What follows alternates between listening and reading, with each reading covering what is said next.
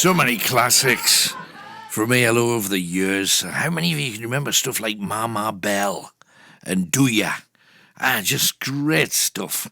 And again, from the same thread that gave you Roy Wood's Wizard and The Move. Remember The Move? So much great music, and we'll try and get as much of it to you as we can in between having a chat about stuff. Verucas. We've started to get some stuff on Verucas. Adrian, who is currently listening in Johannesburg, in South Africa, says, Alan, I've just been listening to the Veruca story. I had 2 verrucas cut out when I was 13 years of age, and my feet got infected, and I very nearly lost a leg because of verrucas. So whenever anybody talks to me about, oh, I've just got a verruca, no such thing as just got. And that's obviously the case. I don't know whether that was in Joburg or whether it was in this country. Tim says, just listening to Roger Taylor from Queen getting his verrucas cut out, I remember getting one as a kid, and my GP gave me some cream to apply for a week. Then when I went back to see him, he said, oh, right, it has to be cut out. It was one of the most painful things I've ever experienced. I ended up biting down on my finger because I didn't want to appear a wuss. Who cuts it out? What do they use? Is it like a proper scalpel? Is it in hospital? What's the crack? If anybody's had their verrucas done, pick up your telephone, give me a call. I want to get into that. Because I'm sure I've had one, like a little white dot on the bottom of your foot. I'm sure I've had one. Fortunately, touching fake wood, never had to go through anything like that. Let's see if James in Wolverhampton has had his foot in the air. Hi, James. Hi, Alan. And no, I haven't had my foot in the air. So what are you talking about tonight, then? Can you remember that when I phoned you last week and we had a conversation about a lady? Yes, I do, of course. Well, she's been using me. I found out on Thursday that she's been using me. Right. And I don't know why. I don't know how. How did you find out, though? How did you find out that this was the case? I found out from a friend of mine, right, and a friend of hers, and I feel very hurt, Alan. Very, very hurt, because I thought it was going somewhere, and it's just.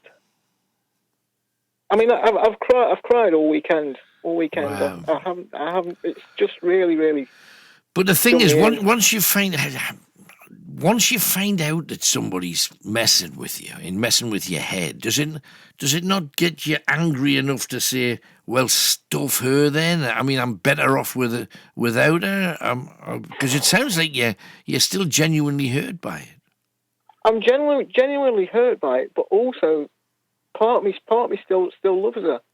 You know what I mean? I mean that's never ever going to die until the day I die, I don't think. Well, bottom line is, don't fall for it again, because quite often in cases like this, and sitting in this seat, I get a lot of stories where somebody gets hurt, gets badly used by a woman, still has a little bit of love in their heart. So what happens? 2 months on, 1 month on in some cases, she's back on the scene, she's apologising, she wants you to go out again, and then she uses you again, and then it's back to tears and more misery. Just don't fall for it again. No, I mean, she hasn't even answered my phone calls. I mean, I've been ringing her all weekend, and she hasn't even been answering my phone calls. It's just been going straight to the answer phone. Yeah, but doesn't that tell you enough? I mean, if she doesn't want to talk to you, she's embarrassed because you've caught her, and she won't answer your call. Well, why should she? She got from you what she wanted, whatever that was. She's moving on, doesn't want anything to do with you. You see, that's a complete lack of respect for you, and she can't possibly love you under those circumstances. So there may well have been love there for you. Yeah.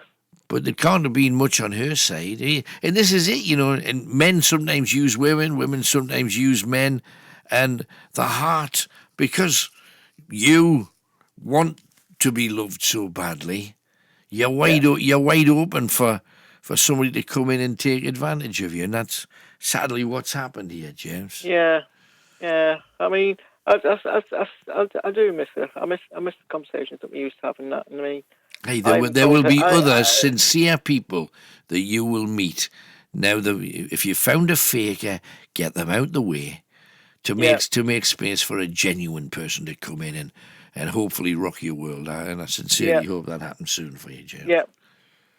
I'm sorry that you've been upset. You see, to me, I see, just because of where I'm sitting and people ringing in over the years, this kind of thing, 100,000 times, honestly, in the 40-odd years we've been doing this, I've seen good people trampled on, used, then just put aside. And they think that that's completely acceptable. Karma's a wonderful thing, and I always believe karma will eventually come round for those people, but quite often we won't get the chance to see them suffering in the same way that we break our heart when love just you're in love with somebody but they faked it, and it's just sad, man, just sad. Hey, but be strong, rise above it, and I would stop ringing her. What can you expect back? Well, I just want some answers of why. I just want answers of why she used me. And I mean, I haven't even got the answer of why yet. Yeah, but why should she talk to you at all? She's used you. She's enjoyed a bit of time. You've entertained her late at night. With conversations and all of this. Somebody's been making her important in their life. A lot of people like that. What more do you want to know? And she's enjoyed it because you've made her even more important. And she's everybody likes the pillows getting fluffed, whichever way you look at it. And you fluffed the pillows and made her feel extra special. Then she's gone off with somebody else. I mean, I would have liked to have fluffed her, if you know what I mean, Alan. No, absolutely.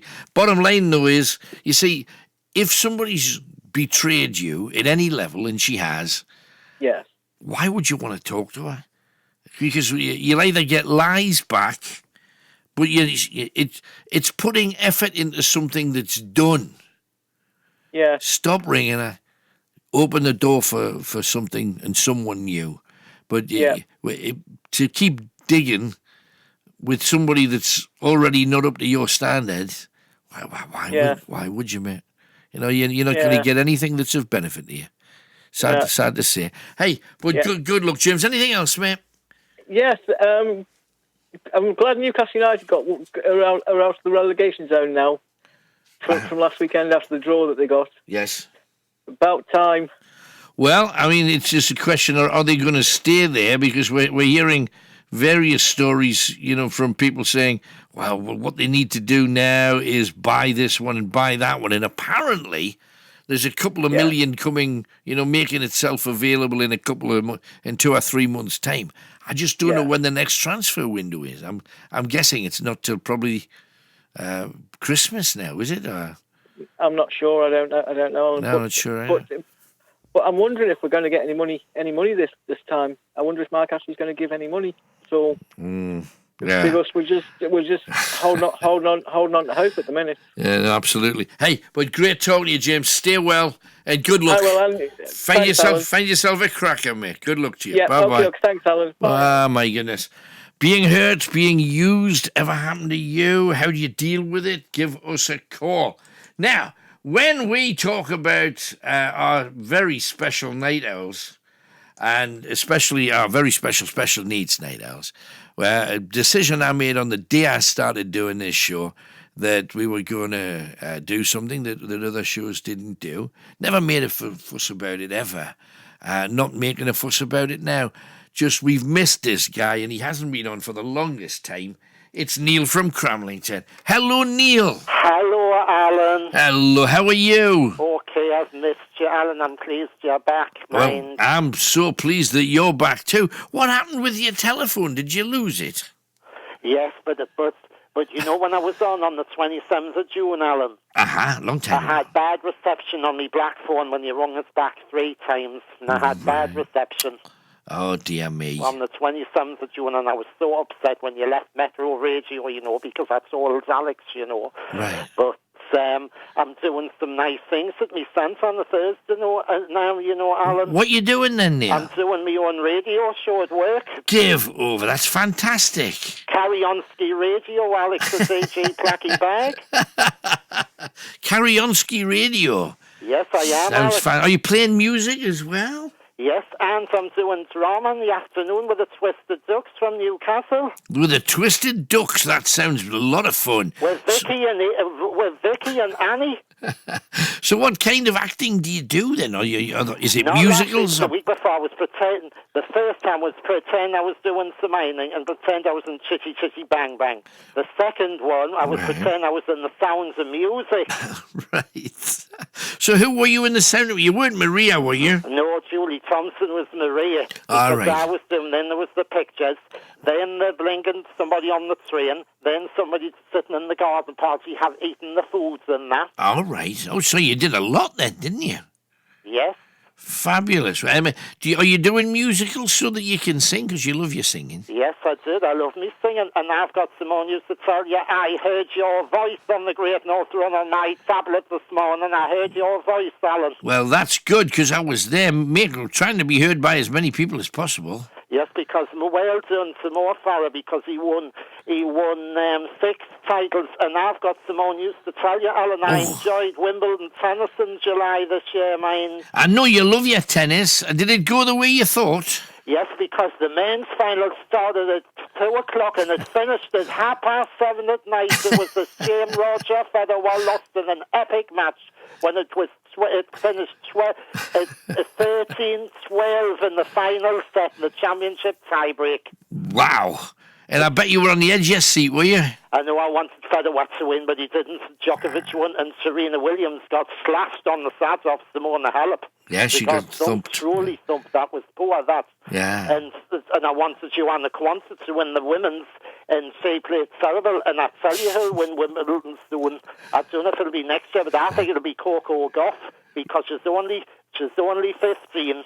And I think she'll get better every time she plays, because she's a wonderful player at that age, Alan. Too. A wonder watch for the future, you think? Yes, and Alan, it's only 15 weeks till Christmas. Give over. That's terrifying, isn't it? Yes, it is, Alan. And it's only a couple of weeks till your birthday. Yes, next year I'll be all the 55. Give over. That's amazing. Doesn't time go by quick? Hey, but the good thing is, you're doing great things now, aren't you, at the centre? Yes, and I've got your photograph in the paper and all. Oh, dear. In the paper? Which paper am I in this time? Yes, I don't know if I'm giving this from the centre, and you've got your black cap on. Black cap on, right, okay. Welcome back, night owls, it says, and you've got the black hat good. on, Alan. Right, I think you've got like a black cap on and that, Alan. Right. Well, that's just to try and look nice for you for the paper, that was it. Yes, I've still got your photograph, it's in that bag, so... Right, which is good. So what are you doing for the rest of your week then, Neil? And I've got a tablet as well, which is good, so if I can listen to me songs like Brotherhood of Man and Save Your Kiss and all kinds for everything for John and all that. Lovely. So I've been to respite for yesterday and the day, so, and I'm away back to... So I've had a lovely weekend, and I was shopping yesterday. I was shopping, and I saw a zoo, and I had corned beef pie, chips, and gravy. Right. You can't find mince and dumplings now as much as we used to. But I still have mince and dumplings at work, Alan, and there's somebody asking after you. Do you know Paul Simons from Blue Line Taxis? I do. He's one of our taxi heroes. Because one of your friends had your dinner with him not long ago, because he's been telling us. If he's a taxi lad and he said that, we did exactly what he said. Yes, Definitely. Because I like Paul Simons, my favourite Blue Line taxi driver. Well, there you are. Is there a better one? That's the question. Yes, because we'll have to find you know out. how long I've been coming on your show since 2009, 10 years ago. Isn't that brilliant? When we had Paolo was good to me, you know, when he brought all them instruments in. He did. He played a different instrument for you. When Night Owls comes on the night, I wonder if we'll be getting Gina on the night. Well, you never know. You're going to have to wait and see. But, Neil, lovely talking to you. Do you want to say hello to all your friends and your family and everything?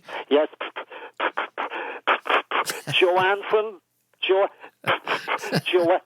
Joanne from Blythe, Susan Clark's cousin, Amy from the Twisted Ducks, Vicky from the Twisted Ducks, Gina from Bedlington, Irene from Blythe, Alex the DJ, Placky Bag,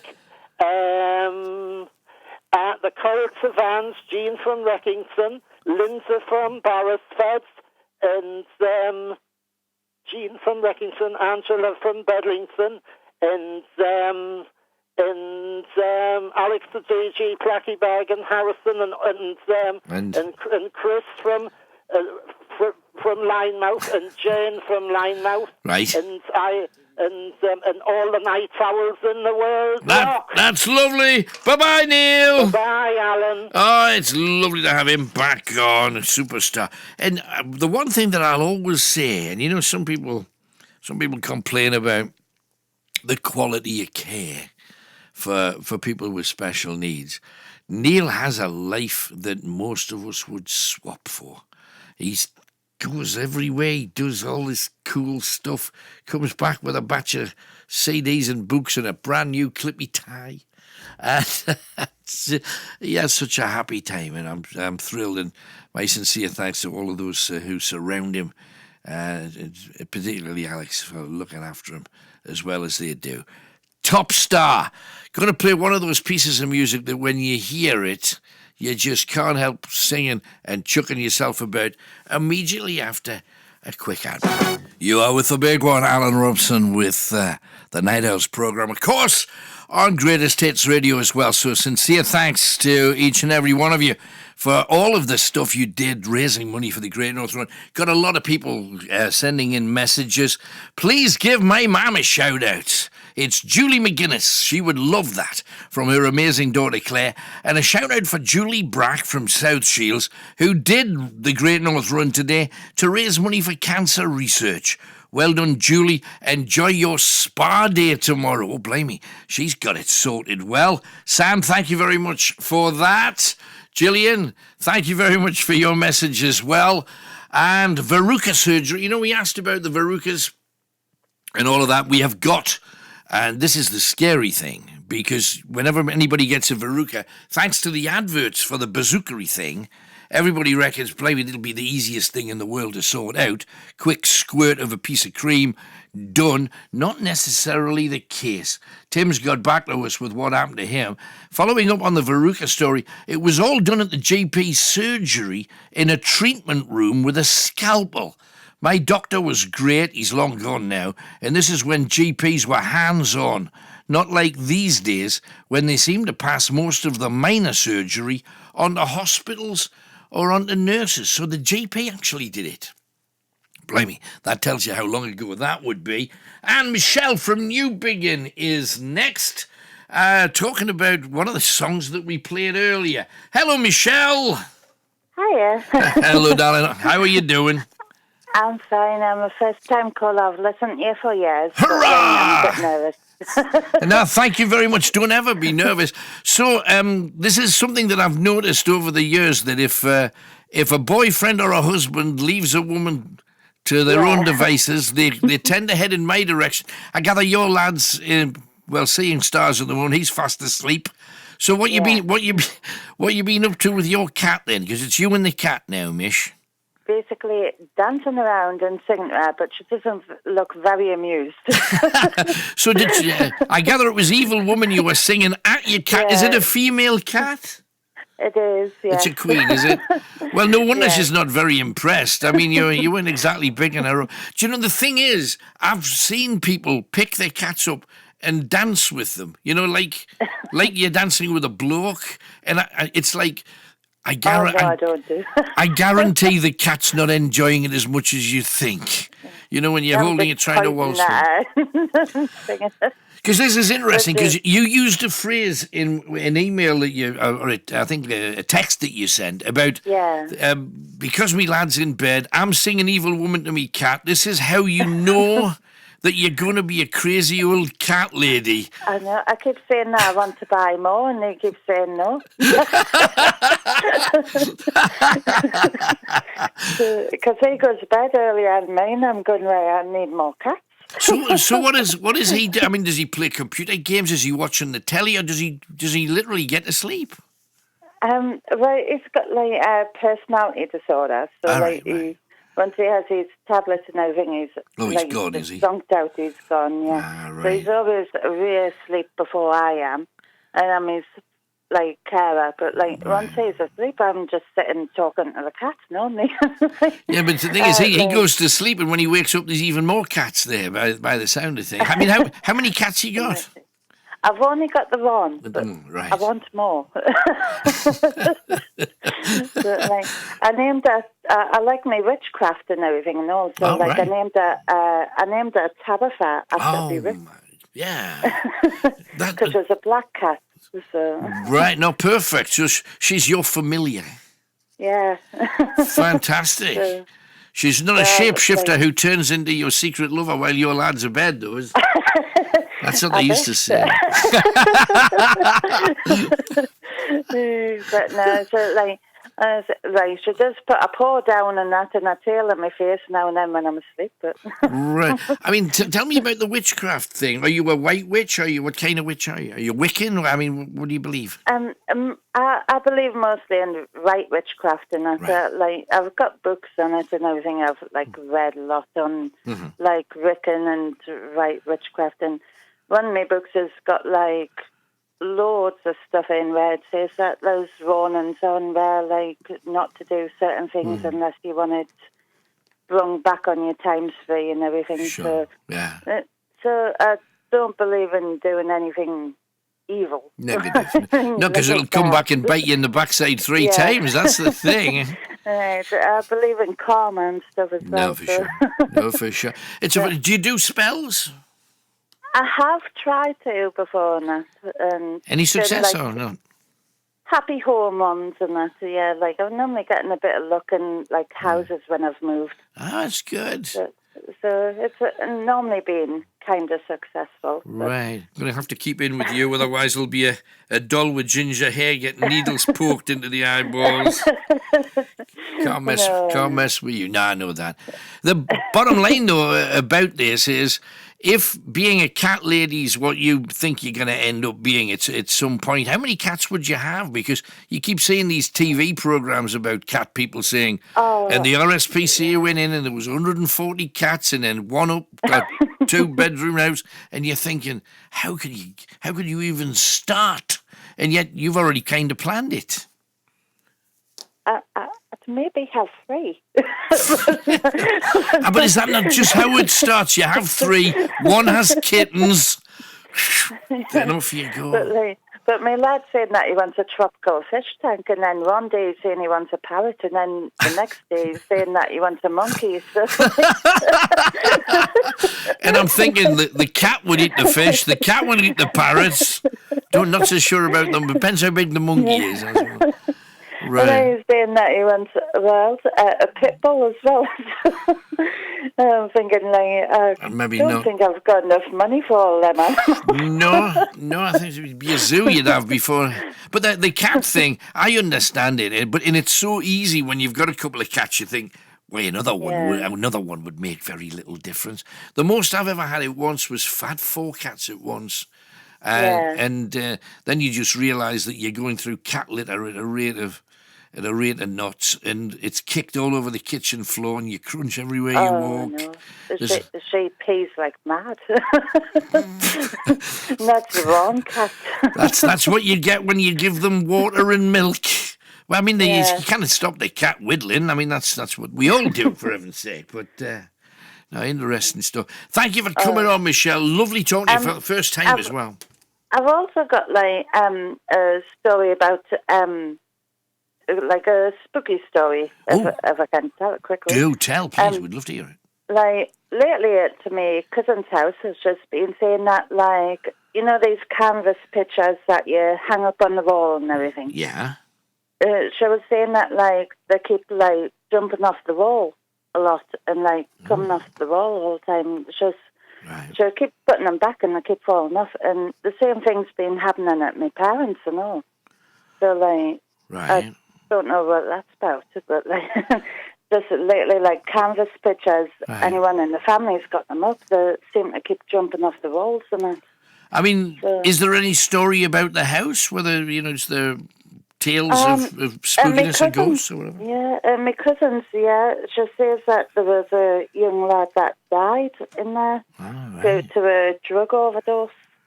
Right. So, I mean, and how long ago was that? Do we know?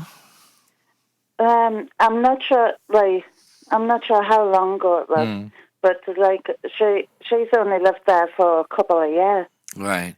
If she's really interested, have her talk to the older neighbours in the street that have been there obviously a lot longer. Yeah. They might be able to give a little bit of light to it.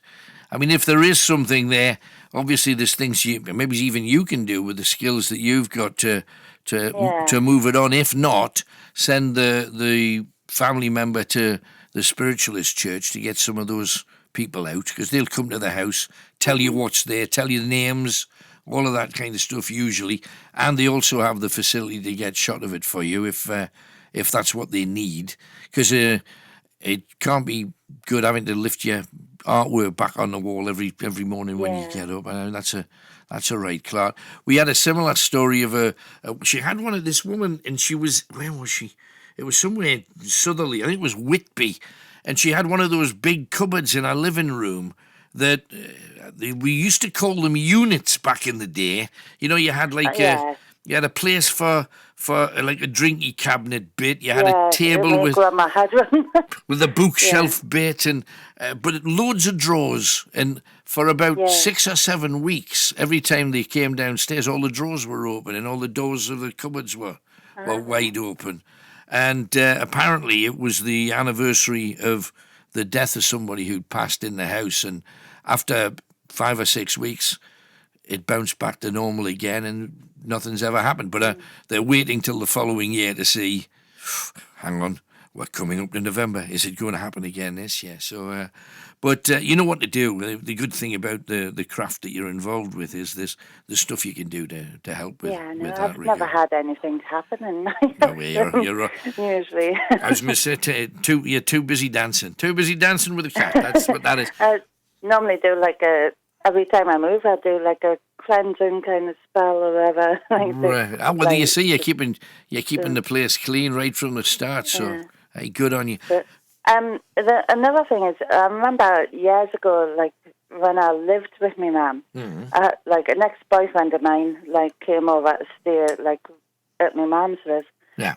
We there was a candle on the fireplace and that you used to jump off and it rolled over for ages and it stood up straight in the middle of the sitting room floor. Right. And he was from Newcastle and we were living in Ashton time.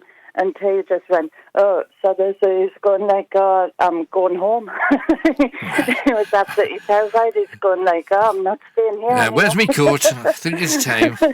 No, like me and my mum were just looking at each other going, no, it's the ghost again. Just pick it up and put it back up. But you see, this is the difference, though. There's a lot of people that when it comes to the whole ghosty thing, they're completely flat with it. They take it for granted. It's been here for years. Nobody jumps anymore. It's all that kind of thing. But if you're new to it, that's something that you... it really freaked him out. I can imagine. Yeah. I can imagine. My mum's kind of had gypsies in her family and stuff like that and things that just ancestors and everything. So she's kind of used to where it goes on. Hey, there you go. Hey, lovely talking to you again, Michelle. Thank you for coming on, love. Thank you for talking to us. You're more than welcome. New big, and there you go. Bit of ELO and a bit of a scary situation in the family's house. Talking about ghosts, let's do a bit of that. I'm going to play Daryl Hall and John Oates, one of their big hits. Just before that, I had the guys in, and I asked, well, the obvious question, I suppose. Yeah, well, absolutely. I lived in the jury was always out with me. People always talked about ghosts. I lived in a haunted house, and I actually did experience ghosts, so they really do exist. And I know you can hear that from somebody else, but until it actually happens to you... absolutely. You got to be shown. Yeah. Same thing happened to me when I lived in an old colonial house in Connecticut years ago. I had this thing upstairs, and it would always feel like something was passing by the corner of your eye, and every time you'd look, there was nothing there, and everyone would feel it. Yeah, I was sleeping in my bed one night in this house I was renting, and there was a stair just on the other side of the wall of the bedroom, and about 6 o'clock in the morning, I heard this up the stairs. This is like old radio. I like this. And I went, okay, there's somebody walking. It sounded like somebody with giant boots on walking up the stair. And of course, there was nobody in the house with me. And then I would hear, people talking, and it went on and on. But anyway, it was disconcerting. Right. But you've got absolutely no doubt. Yeah. Oh, I have no doubt. Have you ever gone looking for them? No, I didn't need to look for this one. It was looking for you. It was looking for me. We didn't look for ghosts, but we played with Ray Parker Jr. That's an obscure reference. No, that's an obscure reference, but if you know what I'm talking about. I do. Ghostbusters, of course. There you go. But when you say you played with them, was this like something you were doing in private, or was this on stage? No, actually, we didn't play with him. We hired him to play on one of our songs, but it didn't work out too well. Ah. Yeah. So who are you going to call? Certainly not Ray Parker Jr. in future. Ray Parker Jr. No. Call Alan Robson's Night Owls now. 0191 488 3188. This is real life conversation with the voice of the North. Greatest Hits Radio. You are with the big one. Now, a big thank you to everybody again who ran the Great North Run today. We're getting lots of stories coming on. And a big thank you from Audra, who said she had the best time. She travelled all the way up from Swansea and really enjoyed the day. Had a photo with me in the hut at the very beginning as well. So lovely to meet you, Audra, and staying in the northeast tonight, travelling back home tomorrow. She's raised £32,500 for hospice care, which I think is amazing. Stephen from Durham City is up next. Hello, Stephen. Hi, Alan. Hello, mate. What are you talking about tonight, then? So, first of all, I had a verruca, you know. Oh, right. When I was 9, it's like a lump, isn't it? Yeah, like a white lump on the bottom underside of your foot, usually. Right in the middle of my right foot when I was, because I was swimming in Newcastle Old Baths, you know. All right. At school, and it just appeared one morning. Yeah, because apparently that's the easiest way that people used to pass them to other people. You share the same area with somebody that's got one. So what did they do to you then, Stephen? The doctor just burnt it off in the end and then skipping, and I didn't really feel it because it was just itchy all the time, never painful, just itchy. Yeah. But never had to cut it out? Whatever they put on it did the job, or? He did it, I suppose I was told he burnt it out. Would he have that blowtorch or something? I don't know how he did it. or did he cut it? I don't know. I was only 9, you know? You'd have known if a doctor's coming at you with a blow lamp, though, Stephen. Yeah, I don't know. It wasn't painful. It was just itchy all the time. Right, okay. What else you got for me tonight? Talking about school, I think, was one of them. Yes, school dinners thing. Yeah. You know, I had to go on salads when I was 14 or 15 or by years because I was allergic to the dairy products, the other kind of things. Right. And did they have enough at school to look after you? Because I don't remember many salad items on my menus when I was there. Yes, they had plenty of things and videos, you know. Good. Secondary school to make it properly, you know. You paid, though. You paid money at senior school, you know, to get subsidised stuff, to get tips or whatever. And somebody thought I was a vegetarian since I was on that sort of thing. Right, no, I understand. Fair enough. Okay, anything else then, Stephen? And about the Brexit thing, you know, isn't it strange how Amber Rudd has resigned, all Remainers resigned for the cabinet and no Leavers, no? Right. Absolutely. Well, I mean, the Leavers are quite happy that Boris is doing what he's doing. The Remainers are getting as far away from him as as they possibly can. I mean, where do you stand on this, Stephen? Are you glad that Boris is doing what he's doing, or what do you think? Yes, I did vote leave originally. Somebody said, hopefully he'll do just what it says on the tin. But I hope we can leave on Halloween, and then we can set our own laws. The fishermen can get better, because they've been restricted, even though the EU give farmers subsidies and that. Sure. And they were talking about bringing back hanging, weren't they? Yeah. I'm all for it if they get the right one. Because they can still get the wrong one. I'd start by hanging that 17-year-old that killed that 52-year-old Peter Duncan in the middle of Newcastle. Right. As a listener. Yeah. Blimey, you got no qualms at all about bringing the death penalty back? It's you mean if they get the wrong one? It's horrible, isn't it? They thought Barry George killed Jill Dando, and he didn't he? And then they found that other man killed the woman on the Commons, and he didn't. But don't half the country want it back. I think if you went to, judging by what the tabloid newspapers say, they say between 70 and 80% would like it back, but that doesn't mean it should come back, does it? Or do you go with the mob? I don't know. Yeah, well, if I did, we have to be careful, don't we? About still getting the wrong one these days. The ruined his life that I'm on the Commons, Right, but I mean, you're in favour of the death penalty if you get the right one. Yes, that's right. Right. Okay. Anything else, mates? And I'll give you a Waddington Street update. Steve Wakefield, the manager, hurt his leg playing football weeks ago, and so he has to sit with his potty's plaster on. He can't do much before the physiotherapy thing. Right. And Fliss Tunnell took over from Joan Moore to do the women's group, you see, on Monday afternoon, and we have a joint one sometimes where we meet up with them and we play games like bingo and quiz and have a buffet and stuff. And I've got my name down for the Alpha course as well for Fliss. Sounds great. Hey, as long as you're keeping busy, it all sounds good. Stephen, thanks for calling in, mate. Well done. Okay. Cheers, bye-bye. And Ali's been on and says, oh, my days. Neil has cheered me up no end. Hearing the excitement in his voice, it's the true essence of night owls. Bless him. That's warmed my heart up no end. So pleased you're back, Alan. Big love from Ali. Got a lot of messages, and Shelley and John from Stanley are listening in. They're over the moon you're back on air. They just wanted a shout out from you. Happy to do it. Thanks very much, Stanley, which is not at the top of the mountain. It's not at the bottom. It's about halfway up. And Tim, about school. Thinking about school, I transferred to a comprehensive in the last year of the cane. I got the cane by the deputy head for smoking.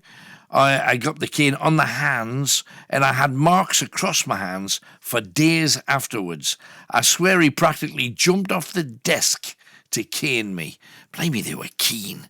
They were keen back then. Lovely Sound of Madness. And the treatment of verrucas seems to be where we're going next. But for those of you travelling around today, a lot of the roads are being closed around the northeast, as you know, with the Great North Run. And Tony, a taxi driver who knows his way around the side streets too, says, Alan, I had to go and pick my son-in-law up from the finish of the Great North Run today. £10 to park my car. Really? Then 3.5 hours to do 1.5 miles to get out of Shields. 3.5 hours. That's just crazy. And I know if you're in town, and obviously I stay in town after the Great North Run, doing the show and what have you, I see an awful lot of people go into apartments and hotels and, your travel lodges and what have you. I see a lot of people, but quite often they don't get back from Shields, whether it's on the metro or whatever way they can do that, till like 4s, 5s and 6 o'clock in the afternoon. So I don't think you were alone there, Tony, not at all. Anybody else have that kind of trouble?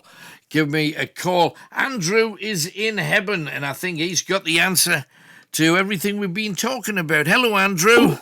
Hello, sir. Hello, mate. I gather we're kind of settling on verrucas as one of the major topics of the night. There's something you've had then? I'm 60-year-old, so over the amount of years, a few. Right, okay. And have they all turned out to be things you had to have a chop at, or did the majority disappear with a squirt of cream then? No, what they used to do was they used to get liquid nitrogen. Right. And dot it on the verruca. Right. That would freeze the verruca. Gotcha. And then they take the top off and file it down, basically, until it was level with the foot and it stopped being a verruca.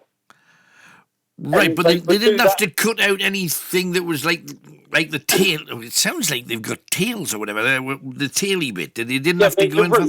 Right. There's a root. It's a root, right.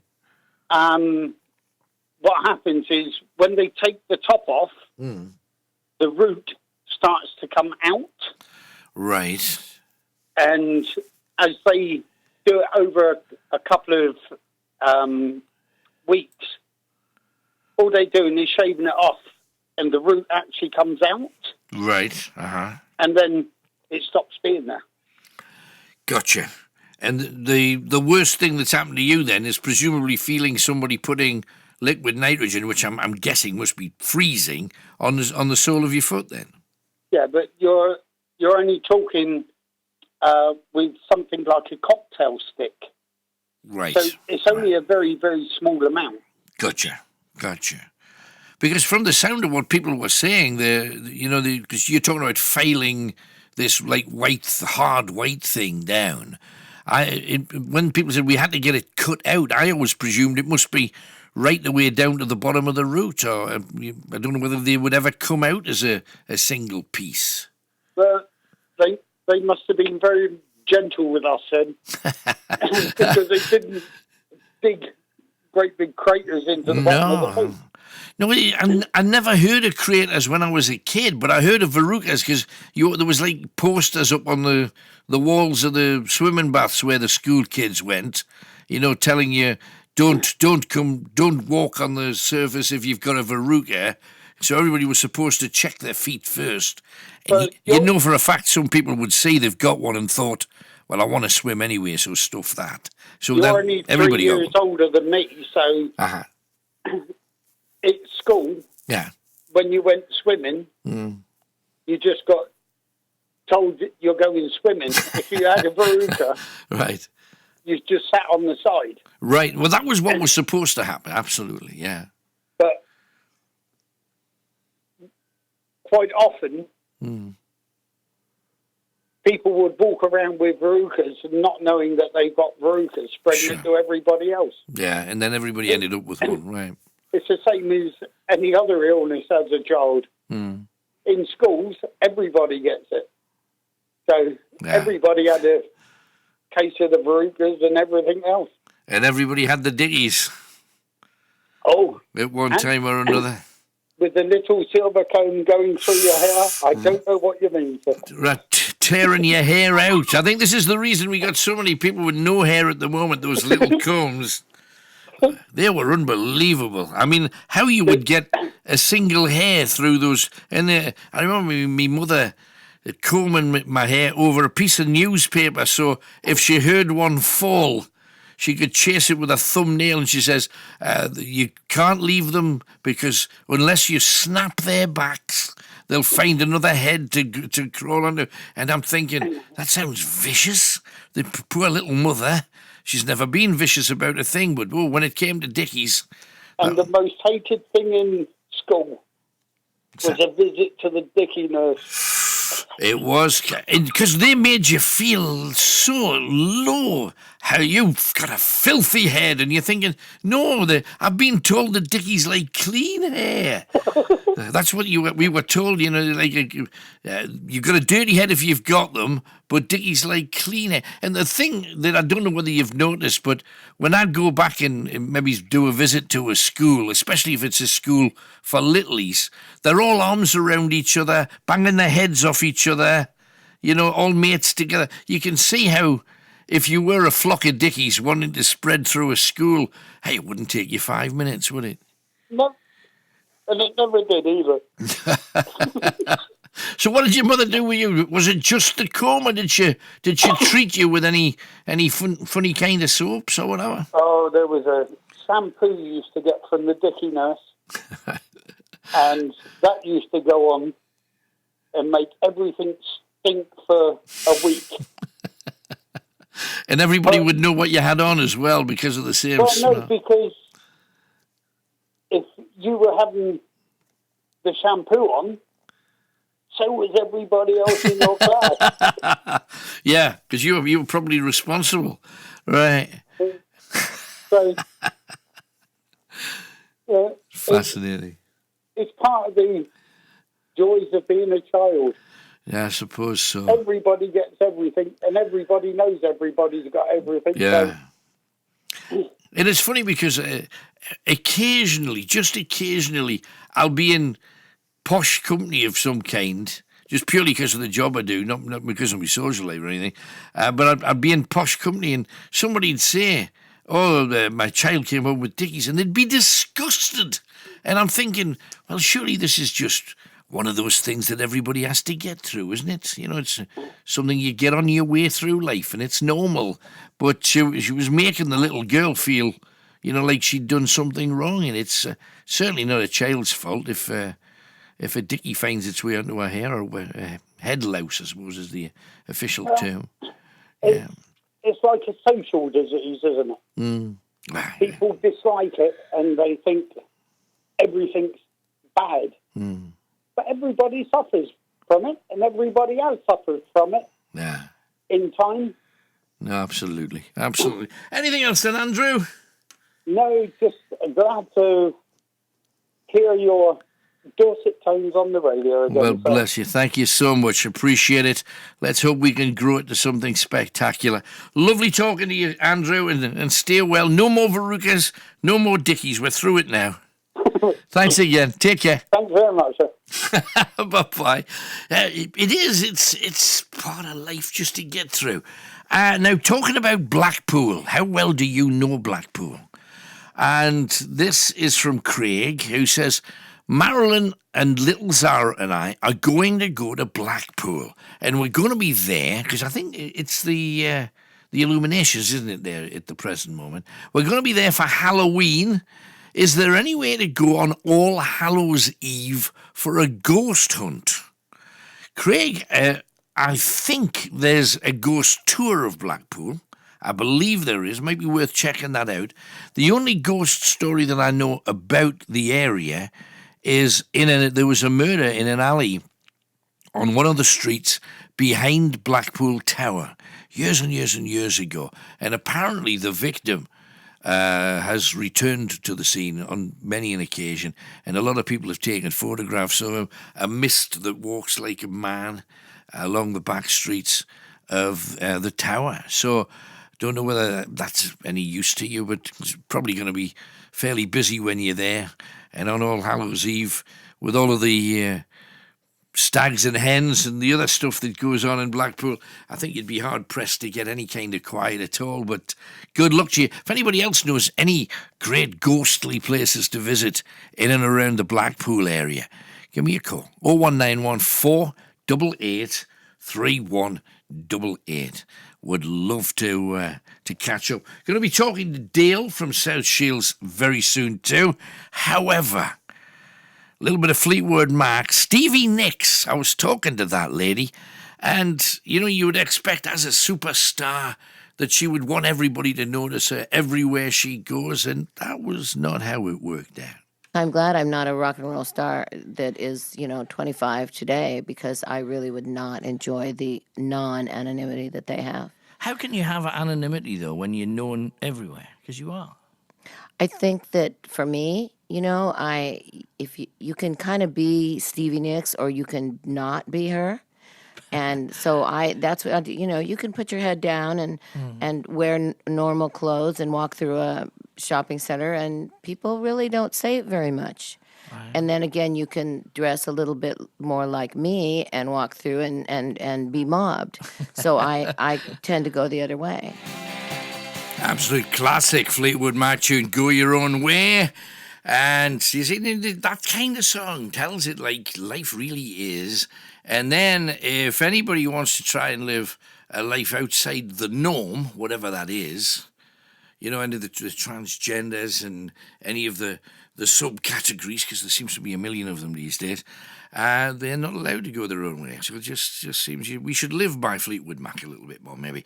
Andrew Lowther says, it's that time again. Welcome to the Mad Households, says Andrew. Glad to be there.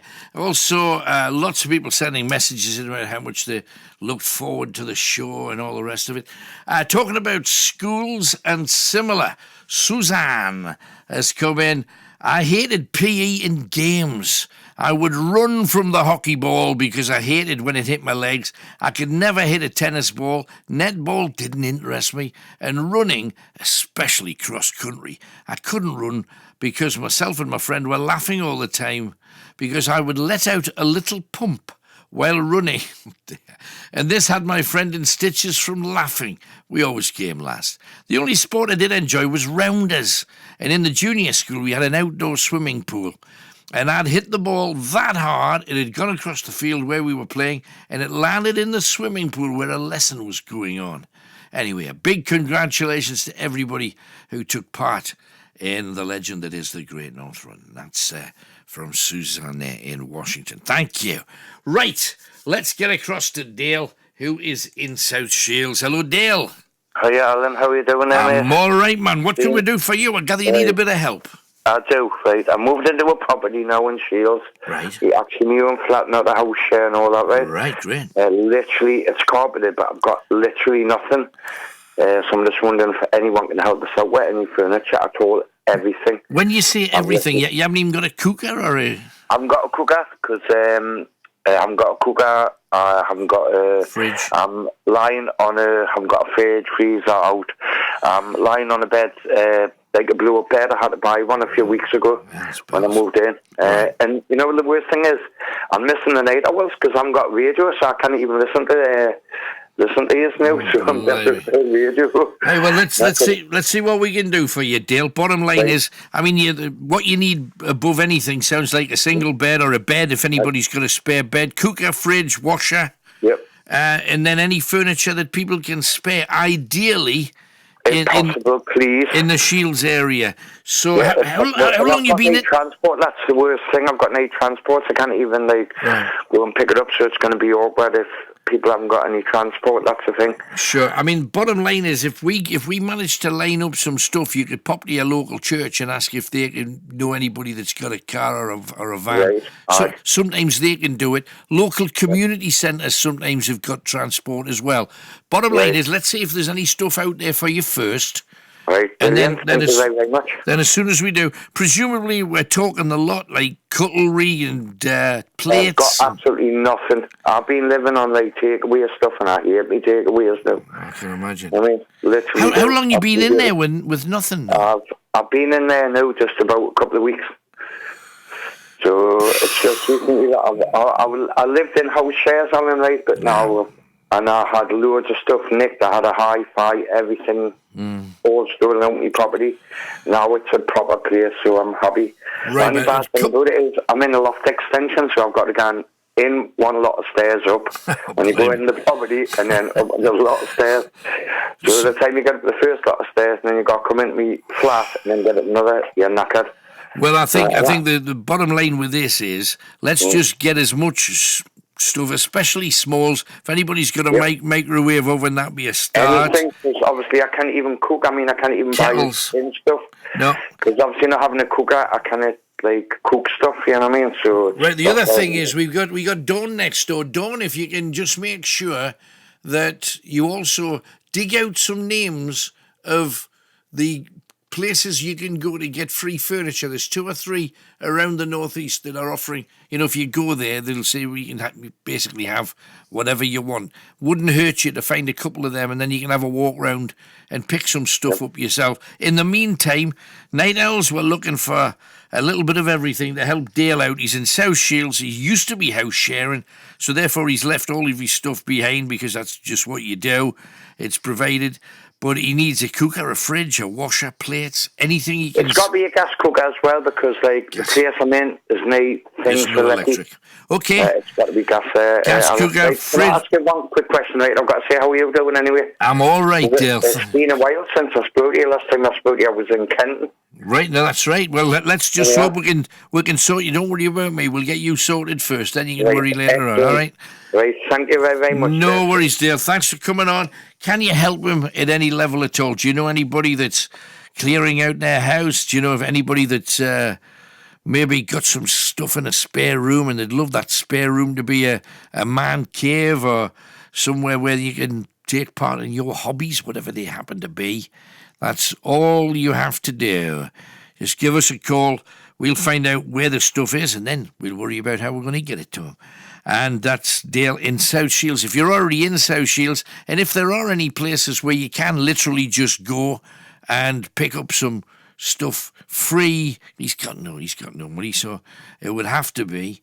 And if you've got stuff that you'd be happy to pass on to him, get in touch with Dawn on 0191 488 3188. That's the telephone number, 0191 488 3188. I would love if we could get a little bit of help there. And obviously, if there's any van drivers that are willing to spare a little bit of time, once we get some stuff, we'll put a shout out for you too. And maybe you can help us. We'd love to think that you could.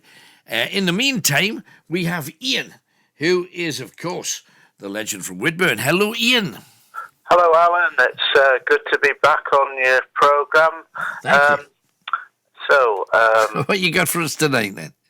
Well, first of all, just to say that Linda sends her love on to everybody. Linda from Beresford, and she'll be back on the programme, I think, next week when she comes home from a holiday over in Germany. Yeah, lovely. And sends her love out to everybody. So, I've just bought myself a new DAB radio because I couldn't pick you up apart from on the car radio. Oh, blimey, right. And it's surprising how many radios don't have the 1152, but so I got the DAB radio for £30. In an electrical shop, incidentally, where I went in Nasra of Vindaloo, so you've got an idea. Right. Hey, well done anyway, and thank you for going the extra yard. We appreciate it. Yeah, so it's good to hear you back anyway. Good to hear you too. So what else you got? I gather you've been writing another poem for us. I have indeed, yes. And this isn't about Brexit, by the way, because I think we're all sick to the teeth with that at the moment. I think in general, yeah. Yes. Yeah, the poem I've written, I've been moved, I think, like a lot of people, shocked by the situation in Brazil and Bolivia, and with what's happening in the Amazon rainforest. So I've written a poem called Save Amazon Rainforest. Ooh, right. Okay, well, let's have it.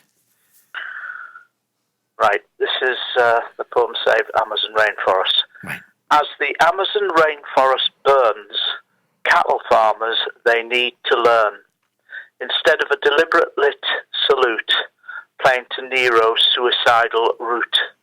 Negative energy sparking fires, levelling to farm, senseless deed. Loggers versus ecosystem refugees. Native tribes running to escape, vast Amazon canopy blaze. A spider monkey troop dies, they succumb to the flames, some to smoke inhalation, then frogs and lizards choke. A jaguar swims up the river, its cubs, victims, won't grow up. As the toucan's fruit withers, their food supply shrivels, as the firestorm consumes, beetles and insects' lives too. Many parrots are in distress, with loss of habitat and young. This whole area is in a mess.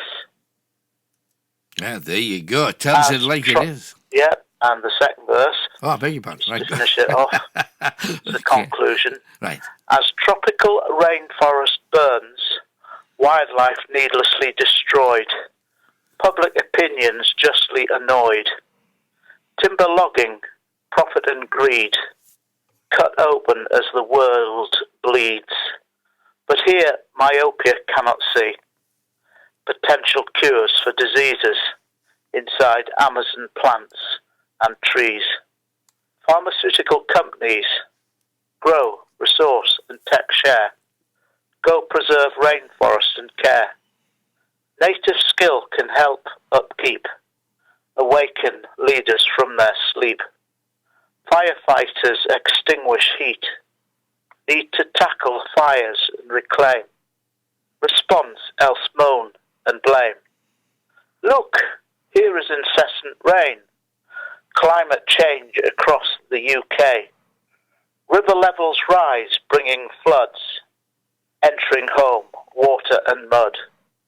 Oh, when will we ever learn? Save the lungs of our earth. Hey, that's brilliant. Well done.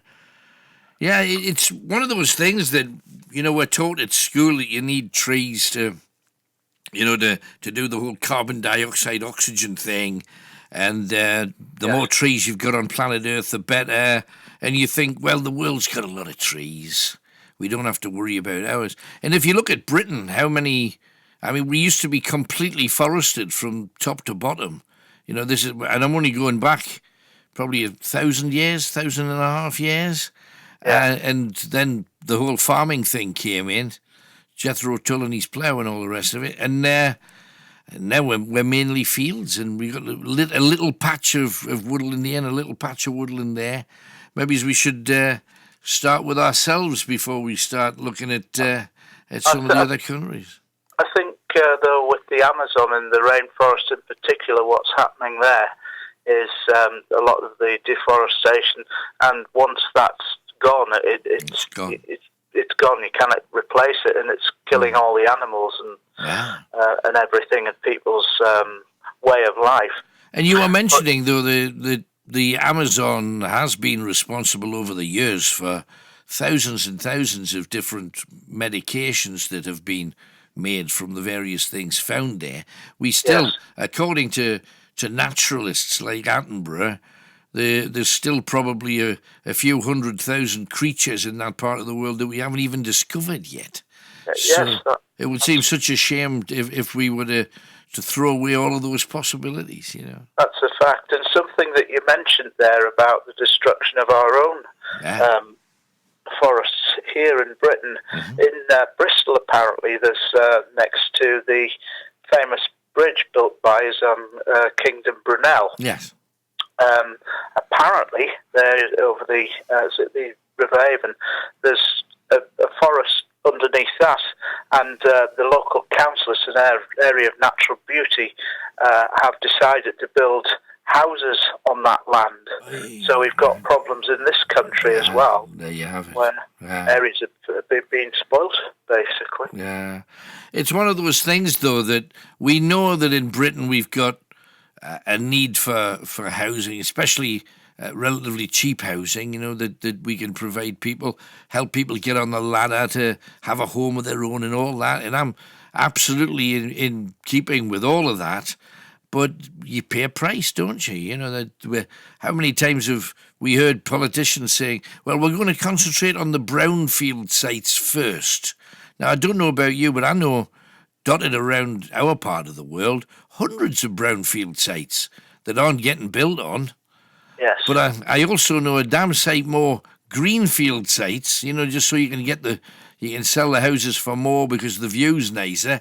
They're tearing up the countryside to the left and to the right, and I just think we should be taking a bit more care in general. But I don't know what you do about South America, because how do you persuade politicians who think they're doing the best thing for their country? I mean, what kind of pressure can the West put on them, because they don't use us, do they? No, apparently the G7 did offer them money, and so does, I think, President Macron of France, wow. like £18 million. But the president, I think, wanted to use it for his own use in Brazil. And it just seems to have fallen on deaf ears, basically. Yeah, for sure. Hey, interesting stuff. Anything else, then, Ian? And I think as in this country, it's a question about planning and good and bad planning. Yeah, that's. Well, I mean, there's still a lot of people believe that train route's going to cut through and help people from London get to Birmingham 20 minutes earlier or whatever, and that's going to rip up a huge swathe of land right away through the centre of England. So Yes. who knows whether that's going to come to Parliament or not. Anything else we can do for you, Ian? Any other topics you want to dive into? I think I might give other people a chance to get on now that you're just on once a week now, and I hope you get a spot in another day as well. Another day. Maybe a few. We want the week back ideally. Fingers crossed. Thanks very much. Cheers, Ian. All the best. Ted Johnson, I want to say a thank you to. Now, Ted sent a little message in. Did you get my gift? Now, last week I didn't.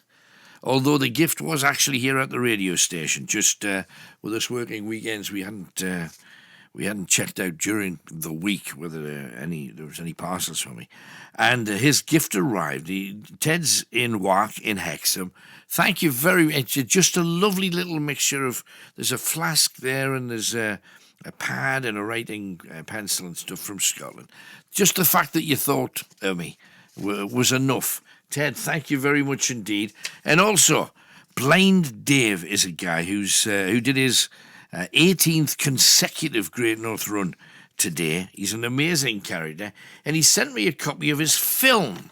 Now, on DVD, based on the incredible true story, Pixel Revolution Films, the story of Blind Dave Healy, 7 days. And it's an award-winning thing. You'll struggle to find a more authentic and uplifting story at your local cinema. It's out. It's called 7 Days. If you're a fan of the Great North Run, if you're a runner in general, and you really want something to inspire you, 7 Days it's called. Rent it or download it or whatever you fancy. It is something well worth getting your hands on. Alan Robson's Night Owls. The phone-in that gets you talking. Greatest Hits Radio. Pick up your telephone and give us a call. Dawn is waiting for you right now. Dawn will also join me for the block. Hello, Dawn. Hello. Now, you were out and about today doing the Great North Run in a production role. Congratulations. Thank you. And you're looking kizzled and absolutely wrecked. What time were you up this morning? I was out of the house at 7 o'clock. Do you know, I was having a shower. Now, this sounds ridiculous, but I live up in Scotland, so I was having a shower, getting ready to leave at 4:20, and you feel sick, and you don't want you don't want a breakfast, and you couldn't look at it, and then you're driving, and it's pitch black, and you're thinking, are you mad? But people travelled up from Swansea this morning to do the runs, and from all over the world, pretty much. So we're luckier than many. I would have thought. Definitely. But you had a good time. Really good time, and some of the people that we got to speak to, some characters, some great stories. It's just completely. I don't think it's actually sunk in yet that I was there and a working role. It's an amazing thing because my job, and I'm very lucky because I'm in the middle of the dual carriageway, and everybody has to run past me. The stars, obviously, the running sensations and Mo Farahs of this world. And then the real proper people, my people, come stunning down both sides. And they were absolutely fabulous today. And I also want to say thank you to whoever sent this in. And I would two things. I would love the name of the people who gave me the football shirt today at the Great North Run. Because I didn't catch your name, and I would love your name, address, telephone number, all of those things. But I'd also like to know who sent this.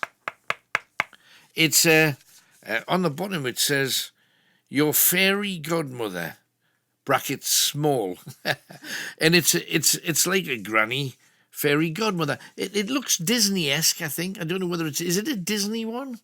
Hang on a second. Open your microphone, might help. To me, it looks like the fairy godmother out of Shrek.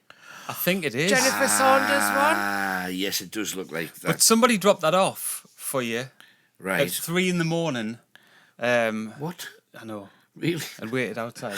Remember? Bless I can't her. remember his name. Fabulous. Yes. Well, can I say thank you very much? And I always thought anybody that would just give their fairy to a man in the middle of the night for no good reason is the one you really should congratulate. So thank you very much. It's a beautiful fairy. What can I say? Fairy godmother. Right, let's... shall we blah? I think we should. What is the blah? Well, we gather the clans. Hollywood McShane is also with us. Hello. We're going to take a look at the news stories that have made their way, wriggled like worms into their minds. We also find out what is going to be on the front pages of your newspapers this very morning. Because yes, it is the morning. Let's take a look, first of all, at the Daily Mirror. Road rage killer Noise, new love. The first picture of a freed thug as he spends nights with his old flame. Now, if memory serves, there was some connection with Barbara Windsor with Dennis Noy back in the day. But he's out, the road rage killer. It was a horrific story in its time. And I don't know about you guys, but I think road rage is actually worse now than it was in... People wind you up on the roads. On purpose, Yeah, though. I know. I don't know about you, but the worst thing I ever saw was round about the Kentucky shop. There's new traffic lights at Cowgate where there's the Morrison supermarket. You turn left to go into Newcastle city centre. And 3 kids in one car were chasing a guy in another car. They got stopped at the roundabout. When the lights changed, 2 of them ran out, jumped onto the bonnet and were trying to kick his windscreen in. And you're thinking, if they're prepared to do that, where I presume there's cameras and there's 80 people in cars watching, what else are they prepared to do? Horrible, horrible things. So tell me your road rage stories if anybody's got them. The Independent newspaper. Ashes to ashes, Australia keep the urn, and Johnson is ready to fight the Brexit extension in court. The Daily Star, Beast from the East is back. They're expecting it to be one of the coldest winters in 30 years, with Arctic conditions especially during January and February. Ooh. And I know. Don't say that, though, so it'll probably be warm. I didn't notice that the last time that they said there was going to be something heinous, and there wasn't anything heinous. People just didn't mention it again. They just moved quickly on. J-Lo's got a new glow as well. Do you care? No, she looks shiny, though, from here. Well, she looks like she's wearing leather or something. Yeah, it's just a shiny frock, really, I think. And she wears another frock, okay. Information newspaper. You do need to obey the law on Brexit. The Prime Minister is warned. There you go, because he was thinking of not, apparently. The Sun, Little Mix, Jessie, my suicide bid, a pill overdose after vile Twitter trolling. And because, you look at bands like, and I like the girls, they're solid. I don't know whether you've met them before, but they're once or twice. They're solid ladies, and you always think they're on top of the world because they're one of the world's most popular female bands or girl bands, and you don't know what's going on behind the scenes there, do you, as well?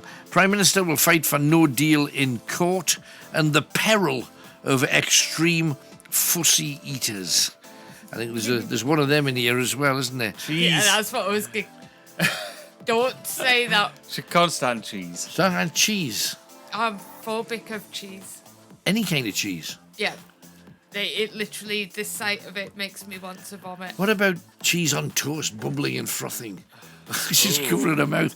Oh, that wasn't a good move. Okay, not on the desk, not on the desk.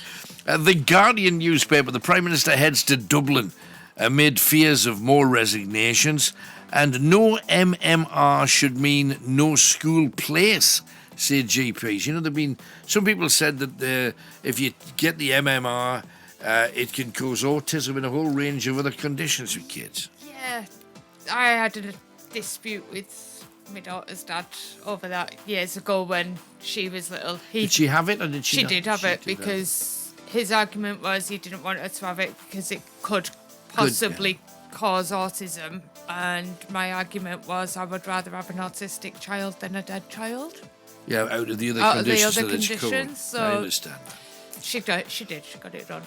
Right. Also, the Guardian are covering Jessie Nelson, the Little Mix star, on the trolling that almost killed her. Surely they should bring in laws so we could prosecute trolls. You would think. Yeah. Or when you sign up for an account, they should verify you, so you can't hide behind these fake profiles and stuff. They should do that. Yeah, I agree. It's easily done. Absolutely. The Daily Express. My wife is thrilled that I'm with Katya. Somebody in Strictly Come Dancing, and I don't understand any of that. Despite the constitutional crisis, our poll shows Britain is still backing Boris. I don't know anybody that's backing Boris. He's gone a bit mad, hasn't he? He's gone a bit. I mean, he's like breaking the law, possibly. So it's. But do people come up to you saying, "Isn't Boris doing a good job?" Have you genuinely? I've never heard anyone. Well, neither have I, and I'm not taking a side here, because if I had heard somebody say, "Well, I'm sticking with Boris," nobody I've heard. It might be a north-south thing. Everyone's watching in disbelief. I think it possibly is. I've seen people on the news saying that they're going to back Boris, but I mean, his own brothers turned against him. Yeah, I saw that, and it was a big step for the brother to take because it cost him his job. And Daily Mail, let's have it. How you can eat to beat illness. Well, everybody always says if you eat your fruit and veg, that's not rocket science. And after Rudd walkout, Cabinet colleague says she'll stay loyal, but insists the Prime Minister must come clean on EU talks. What is your plan, Boris? ? And the royal who was riding for a fall, and there's a royal, I don't know which one, fallen off a horse. But they look young enough to cope with it. It's not one of the older royals. The Times, Johnson in retreat over the delay on Brexit, and the air pollution bill will save thousands of lives every year. Daily Telegraph, Johnson can legally stop the Brexit extension. One says they can, one says they can't. And do not turn up to the airport. BA warns its passengers because obviously they're having a strike. And the thing about airstrikes, and people work their whole year to get a week or they get a fortnight where they can just put their tools down and get the hell out. And for that to be snatched away from them because of an industrial dispute, it's just wrong. They've got to try and find another way of doing it. I know they say that they haven't got another way of doing it. It shouldn't have to be people like because then they say, well, can I have another fortnight off? So their boss tells them where to go. You only have a certain number of days holiday to take. Absolutely, no, of course. I just think it's a huge, huge shame. Any more newspapers? One more, the Financial Times. Varadkar plays down prospects of progress on the Brexit deadlock. And the Metro newspaper, finally, Javid. We have a cunning plan, but the Chancellor says it would be madness to tell everybody. Okay, I think they're going to try and sneak it on those Johnny Foreigner in Europe, because that's the way they're treating Europe these days. Horrific. And Japan's hidden islands escape. There you go. So that's all happening in the press if you're getting any of those newspapers over the next few days. Meanwhile, we go across to, I think we'll start with you, Dawn. So this one is a hotel that is charging the most ridiculous amount of money I've ever heard for a pot of tea. Right. Pot of tea, they are charging £500. It's in a 5-star luxury hotel called the Rubens at the Palace in London. It's in Britain. I've never heard of it. It's in London. No. They're charging £500 for the tea. It's infused with mineral water to conjure what the posh venue says is an extraordinary liquor and a smooth, light and mellow texture with hints of fruity notes. I wouldn't pay that. Just give us an Earl Grey. And if you want a bit of food, you can have that on for £45 and call it afternoon tea. That's just, you just wouldn't. I've had people pay it as well. But there's that coffee that baboons... Oh, monkey poo. Is it not? Well, it's not monkey, but yeah, kind of is, because the baboons eat the coffee beans, and the coffee beans go straight through them because they can't digest them, which makes them tastier coffee and it's just... I'd probably rather best because you love your coffee. Would you try the baboon poo coffee? Well, it's expensive, isn't it? So if someone bought us one to try, maybe. But I don't think I'd buy one. I love my coffee, but I don't think I'd be trying that one. That is so Hollywood machine. If somebody bought me one, I don't know if you can buy it around here anyway. Can you? I'm not sure. You probably have to go to somewhere tropical.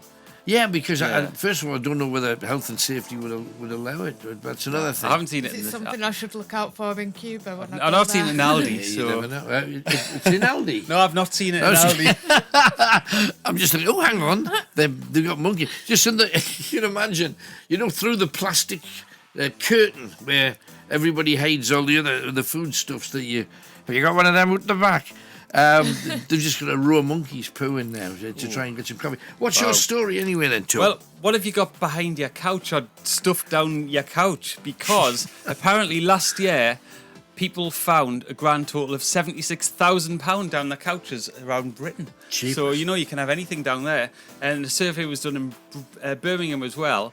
And the weirdest things were a snake found down someone's couch. What? I know. False Isn't teeth. that the worst thing if you're thinking, I need £1, but I haven't got any change. I'll just put my hand down and then a snake pops up. out. Whoa, I know, next doors. Yeah. False teeth. That's not great. No. And a hamster. You must be just living down there. So what have you found in your couch? What have you found down your couch? If you've got any couch stories, please give us a call right now. Have you ever found anything down your couch? Nothing exciting. No. Food items usually. Yeah. So when you drop something. A quaver from 1972. Yeah, there's that bit of sausage. Yeah, I wondered where that... 4 weeks ago. That is the sad... But the thing is, how do you clean the insides? Because to clean the insides, you've got to tear all the... I don't even know if you can on mine. I think the cushions don't come off. Yeah, but on the bottom, have you not got like a piece of cloth just under the bottom of your couch? Or? I don't know. Are you supposed to have you clean ever, it that way? I've never looked underneath it. Yeah. I mean, we had that when I was younger. Like a cloth underneath, and you take the cloth off and you'd staple it back on again. Could it open? Or did I just have cheap furniture? I've never looked. We did have that. It was like a vinyl-y kind of woven fabric. Right. And I remember when we were younger, my mum lost her glasses down the couch, so we had to cut the bottom of the fabric to get into. Yeah, absolutely. And out came a slug. A slug? Yeah. Oh, it was a problem we had with the floors. There was wet rot or something, and it meant slugs had got in the furniture. Wet rot up a couch. You don't want lovely. that. We're going to have to take a quick ad break. And then a grand piece of music. Then we'll be back in amongst you. Incidentally, the song's from C.C. Peniston, and it's a classic. Yeah, C.C. Peniston. Finally, one of those great one-hit wonder tunes. And a good one nonetheless. Now, time for your first 3 clues. We're only one away from the final clue. You've got to link the answers together if you're clever enough to do it. And you get a mug tonight if you do. First clue. If a road crossed a river, but all of the cars sank before getting to the other side, what would you have? Complicated. If a road crossed a river, but all of the cars sank before getting to the other side, what would you have? That's a difficult one. If you get the other answers right, then maybe you can go back to that and solve it. Second clue. Fred Astaire often carried one with his top hat and his white tie and his tails, but he often carried one. What did he carry when he had his top hat, white tie and tails? Yeah, Fred Astaire. Third clue. Seal had a kiss from one once. Okay? Seal had a kiss from one once. So you've got 3 clues down. 1 more clue to come. See if you can work that out. Do not call in until you hear the 4th clue, and you'll get that in about 20 minutes or so. Okay? So that's where we're standing at present. 3 clues in, 1 more clue to come. Now, before we go across to Borey in Middletown, I got an amazing, and I mean a genuinely amazing and funny email from Omar. And you may remember him saying that he had done battle with a huge spider, like a monster. And there's been a few monsters about in recent weeks. I don't know whether you've been having them too. If so, tell me your stories. But this is Omar's tale. I don't want to change a word of it because I think it's just written so well. He says, "Dearest Alan, it is with heavy heart and shaking hands I write to you this day, for today I faced and defeated my new nemesis. I wrote long ago of El Huron, the arachnid terror that had plagued my house for many years, elusive, cunning, and even having escaped from many lesser hoovers, crawling his way by knuckle and hair from the dust bags of doom and battling his way to freedom. But back then, armed with greater firepower, he could not face off against the Dyson, and his bravery and spirit in battle must be commended.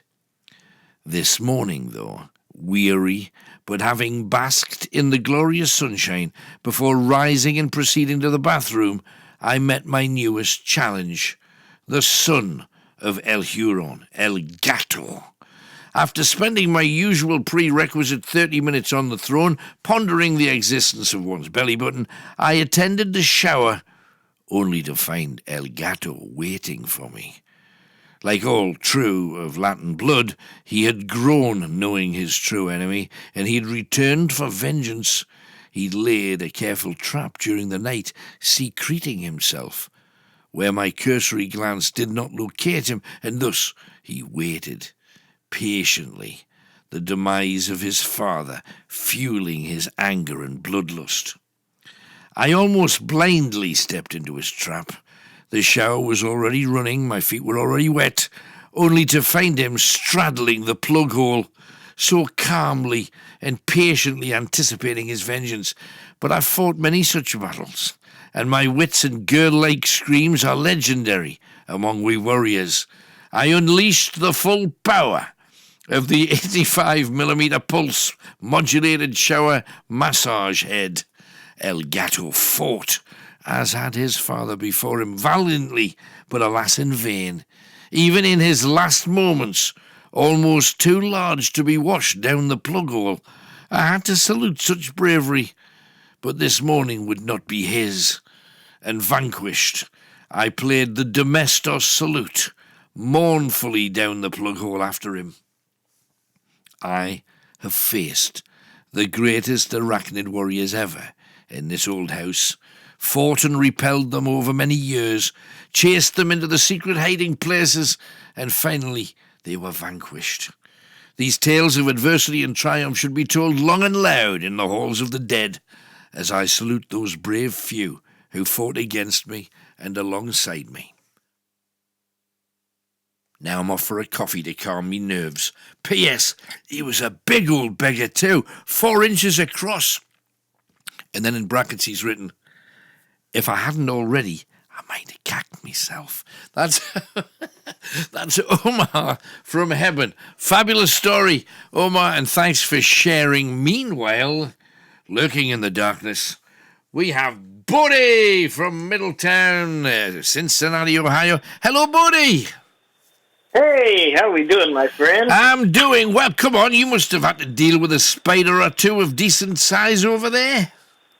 Well, my brother, I want to tell you, we've got them over here the size of saucers. Is that right? Wow. And that's not an exaggeration.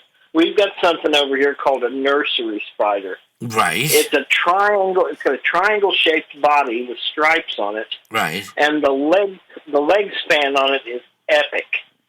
But they're completely harmless. They won't do a thing to you. All they manage to do is give my cats something to play with. But I've witnessed. I've probably been watching too many cowboy films in my time.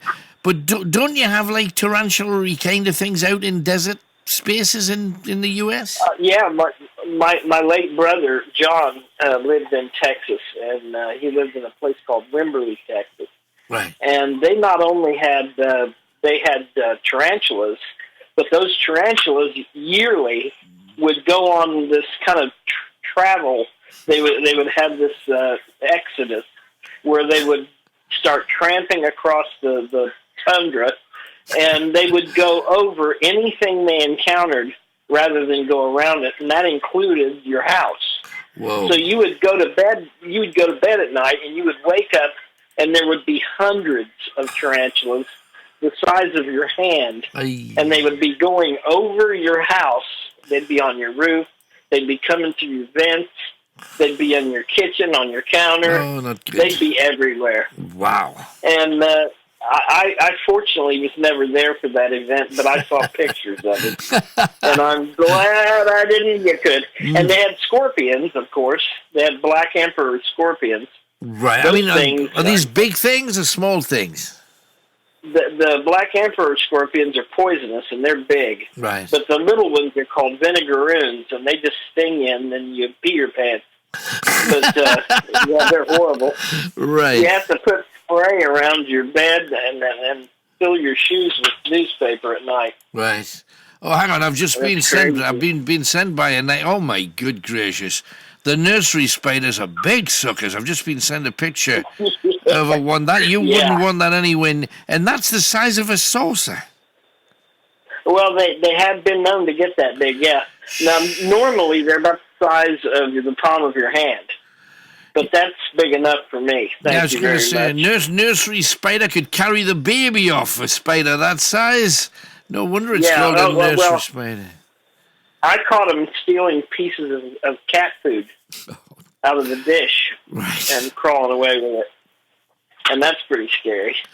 So, but I mean, the whole tarantula thing in Texas there with your bro, what are you supposed to do with them? Because do you pick them up? Do you mop them out? It's against the law. It's against the law to molest one of them. You can't hurt them. You're not allowed to. But if they're in your house, the people there are used to them, and they don't want to hurt them.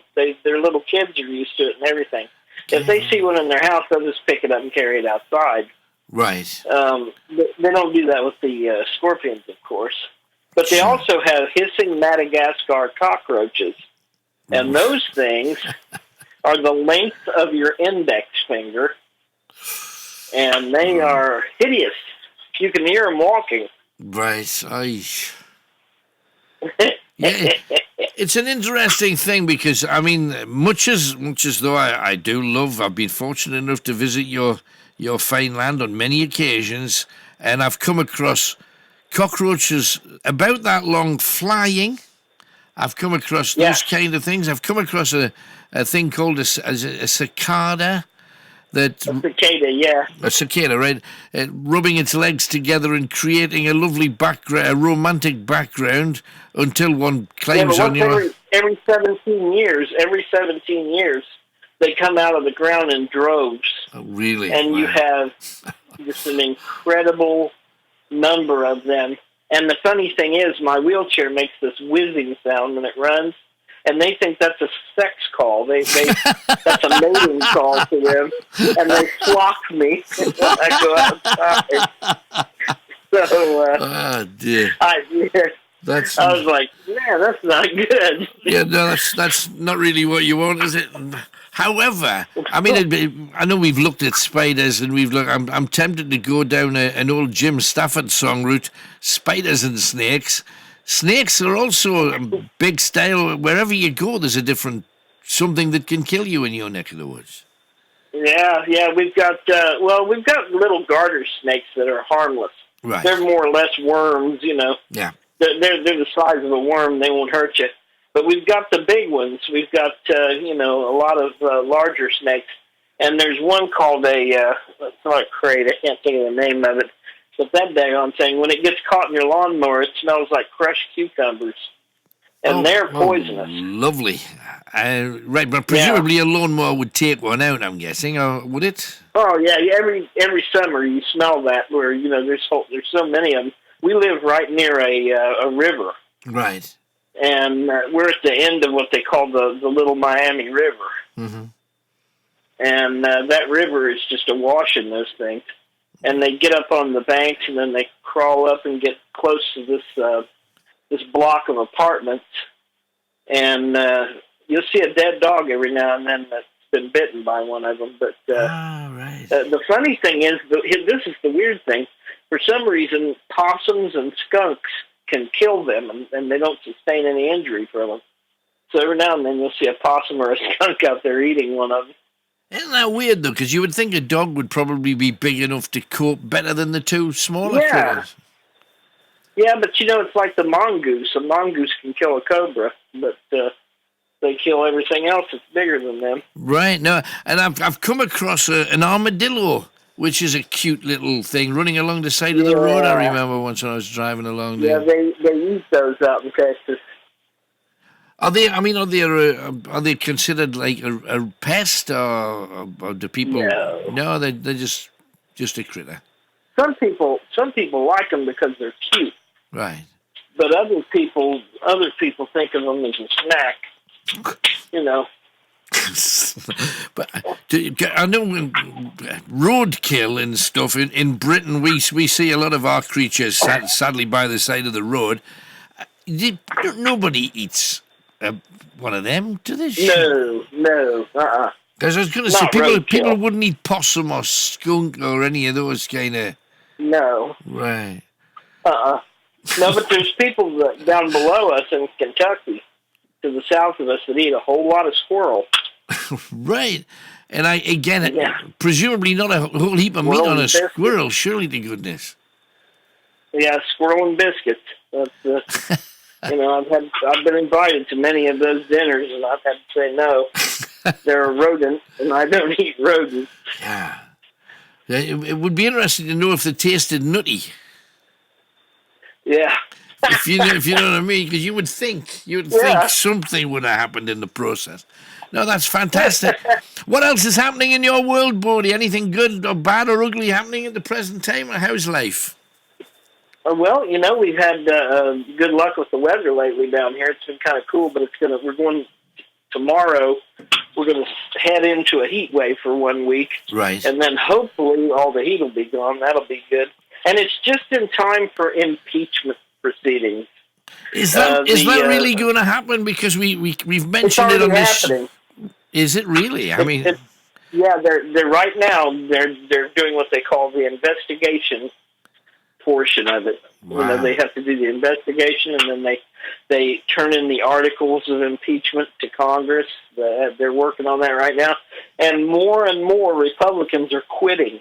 Right. And they're jumping ship and becoming Democrats. And the few Republicans that are left are starting to crack.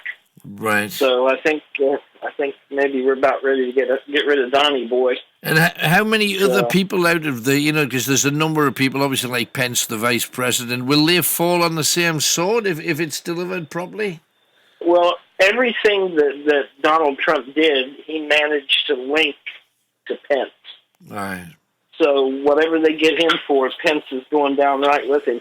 Right. And we're going to end up with Nancy Pelosi as a president until the elections. And that suits me fine. Right. So, I mean, that's where it goes. It goes to... Is that because she's head of the House? Yeah. Well, that's because she's third in line for the White House. All right. I didn't realize that's how it happened. Gotcha. Even though she's a member of... Even though she's a member of a different party, though. Yeah. Whoever's Speaker of the House, that's the person who's next in line. Gotcha. It's very, very specific. Right. I'm just trying to work it out, because the only kind of electoral things we learn in Britain is what we see in films, and I'm thinking, now hang on, Morgan Freeman was Speaker of the House when we had Harrison Ford on Air Force One, and the vice president was the female who was in Fatal Attraction, whose name I can't remember, and he was the speaker, but he wasn't the same party, and he would have become president if she hadn't have taken the role, I suppose. Yeah, we're kind of there. So it'd be Nancy Pelosi, though, and then presumably there'd be election fairly quickly, though, I would have thought. Oh, yeah, well, absolutely. See, there's going to be an election next year anyway, but, sure. It's really funny that right now the process of choosing a nominee for the Democratic Party has been going so well. I mean, the field was just incredibly crowded. Now that it's thinning out, and it looks like we're going to have a couple of really good contenders, and Bernie Sanders is one of them. So, right, okay. So who's the other contender that you've got a fancy for then, buddy? Elizabeth Warren. And people who know me will be shocked to hear that, because in the past I wasn't a great big Elizabeth Warren guy, but I think she's got a lot to say. Is she the one that Trump called Pocahontas? Yes. Ah, gotcha. And now she's building a teepee on his head. Yeah, now she's going to scalp him, maybe. Who knows? Buddy, bless you. That's perfect. Thank you so much for coming on. Great to hear from you, as always. Keep your eyes peeled for all things American. We'll catch up with you real soon. I definitely will. I love you guys, and I'm so glad you're back. Thank you, man. Bless you. Now, before we go any further, we love grabbing a few clips of sound bites of the stars that we love so much. One of my favourites, and I know one of yours, UB40 we can't get enough of. Ali Campbell, I asked him about his great love, and it's something I love too. It's something about reggae, just brightens up your day. I asked him about it. Wherever you happen to be in the Caribbean, you're going to hear you. Well, England and Jamaica seem very similar to me. Two little islands surrounded by the sea and pure Ilangoli. I have to say it, yeah. It's true. Well, everywhere I go now. The last gig I did was in Istanbul, in Turkey, and before I'd come off stage, it was on YouTube, and my mum was going, "Oh, that was a great gig, well done, Ali." I go, how did you see the gig already? I've only just washed my hair, Just in reggae and affairs, surely. That's the modern world, isn't it? Surely reggae and affairs doesn't work. Turkish reggae wearing fezzes, I wouldn't have thought that would work.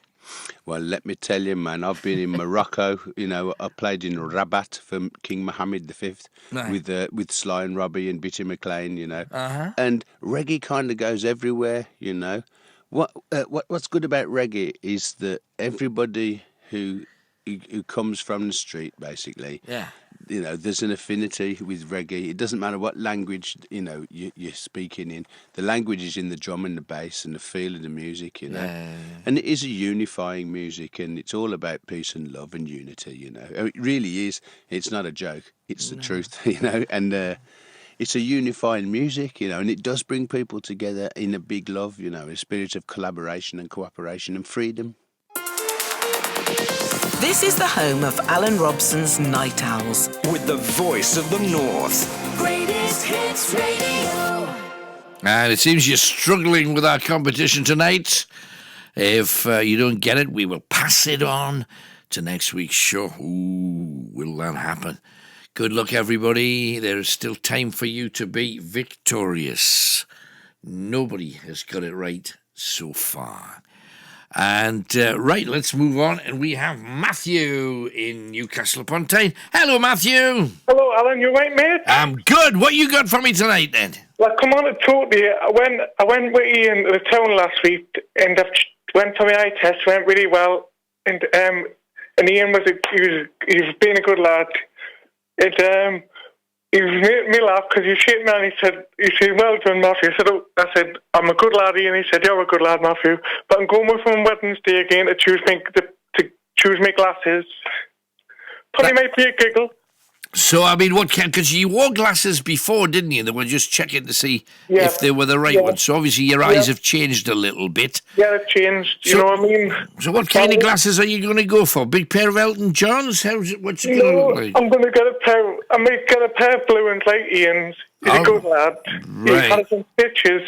Because, when I listen to Elvis song, Alan, this Elvis song, Elvis, what you call Elvis, Lay Me Down by Elvis. It means it's Ian because he's such a nice fella. He's such a lovely man. He's funny. Well, I'm glad he looks after you very, very well. So that's the main thing. Yeah, I'm glad you guys are back because I missed you when you were away. Yeah, I missed you too, mate. Yeah. Thank Three you. more things. You know when you said about trolls, you know when trolls go to buy Xbox Ones, Xbox 360s, or PS4s or something, or handhelds, there's no other way the company can stop them logging on, like put a security thing on saying no trolls allowed. You know what I mean? By the way, Alan. It would be good if they could. I mean, can they not do that? Have they not got those sort of skills? I don't know, but a lot of people, because like the YouTuber on YouTube used to troll people on Xbox Live, and they used to tend he was like working for Xbox and that, tend to use authority and that, and then the guy would make it up, and the person would say the company would ban him. What he did, he smashed his Xbox up because the company banned him. I said, well, you got to pay the price, because what he did, he posted a YouTube video and he said to Xbox, this is what happens to Xboxes when we get banned. And he was upset, you know what I mean? Right. But I think he's being a bit silly, really, for breaking his Xbox. It's not the company's fault. They've got to keep people safe, you know what I mean, by the way? That's exactly right. And on top of that, who's he hurting by damaging his own property? He's only hurting himself, isn't he? Yeah, the guy is called Troll Munchies. It's his gamer tag. He's called Minnesota Burns, or whatever he's called, and he's a troll on YouTube. And when his Xbox got banned, he made so many gamer tags. They banned him 6 times. He said, did I get the console banned 6 times? And the company said, we don't know. We don't really care. We just ban you. Right. And the guy thinks what he did. He used to try and go on game menus and tend to be an Xbox moderator and says you've been cheating at the games, but But the people, he was like pestering. Just of course, people don't mention any more names, because I can't verify or deny them. But just if somebody comes on and pretends to be like an invigilator, just to stir up trouble, is that all they were doing it for? Yeah, because he was bothering children. He was going in the game mode, so children tend to be an Xbox enforcement team, and the enforcement team people said we don't like people interrogating our jobs, and then the banned his account. You know what I mean? Nah, don't blame him. He used to bother a lot of people. He did, by the way. Right. And, well, I'm glad they stopped him. It got a lot of people annoyed, you see, because like he was in a game of grown men, and grown men were saying, well, it'll be different if you get banned from Xbox Live, and it won't be our fault if they banned you. You know what I mean? But he made six gamer tags in his lifetime, and they banned every single one. Right. And then what he used to do when he was on the phone, the company used to fill in the audio and says, and he used to say it's just a prank phone call, and the company said anything else you spoke to Xbox. And I think people like that who do that, when they're trolling people on Xbox Live, I think they shouldn't be allowed back on. If they get an Xbox One, the gamer tag should be banned. You know what I mean? Yeah, no, makes sense. So what else you got lined up for this week then? Because you're gonna get your new glasses. That's I'm champion. going with Ian on Wednesday. I'm watching the programs on the telly tomorrow night, and watching the programs and that, watching them, and go and listen to Elvis with Ian, have a good time, make him laugh, and then come on here to speak to you on Sunday. Brilliant. You had a good week, Alan? You had a good week? It's been great, obviously, with the Great North Run. Did you watch any of it? I saw you sent photographs to my Facebook link, you did, and I enjoyed the photographs. I'm saying it's good that Neil's came back on. It's been a long time. It's been a while for him, yeah. It's great to have him back. 3 more things. You know about Boris Johnson, though he's breaking the law and that, but I don't think he's doing anybody any good for our country, you know what I mean, by the way? Right, okay. I don't think I trust this gentleman. I don't trust Donald Trump either, or the other guy. I only trust you. All right, I'll not let you down. Do you know the people in Florida, they lost their lives, didn't they? It was sad, that Florida. Yeah, very sad. Yep. Very sad. Yep. So do you want to say hello to your pals then? Come on. And I'll do about 2 more things like that. Hello to Ian, hello to Mary and Jimmy, hello to Helen and Neil. What can I go in that for them? You're in the hat tonight for a mug. 9 Owls mug with all the stuff on, okay? I bought another Amy Winehouse CD on Wednesday. I bought Black to Black by Amy Winehouse. Lovely, yeah, that's nice album. I went to a game shop and I bought a memory stick so I can listen to Elvis, you know what I mean? So I don't have to use a CD. And, if I was, the job Ian does, he makes us laugh. He says, you must go to bed early. I said, well, I'm a night owl on the Sunday, and I'm a slow person on the night time. That's good. Hey, lovely talking to you, Matthew. Alan Bogo, can you ask the pictures? Have you put it on the YouTube? It didn't put it on last week. SoundCloud, I think. Did it go on last week? I think it did, didn't it? Is he going to put this one on this week so I can hear it back? It's definitely on. Last week's is on, and so is this week's. So it's definitely going on. No worries. Okay. Thank you, Matthew. Bye. Bye-bye.